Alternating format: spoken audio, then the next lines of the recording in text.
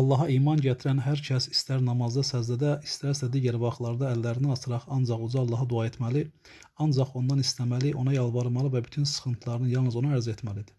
Rəbbiniz dedi, mənə dua edin, mən də sizə cavab verim. Qafir surəsi 60-cı ayə. Həmçinin dua edən etiqad etməlidir ki, uca Allah hər şeyə qadirdir və onu aciz qoyacaq heç bir məsələ yoxdur. Onun qatında mümkünsüz deyiləcək bir şey yoxdur. Rəbbimiz Bəqərə surəsi 186-cı ayədə buyurur ki, qullarım səndən mənim barəmdə soruşsalar, mən onlara yaxınam, mənə yalvardığım duasını yalvardığı vaxt qəbul edərəm. Qoyunlar da mənim çağırışımı qəbul edib mənə iman gətirsinlər ki, doğru yola yönələ bilsinlər.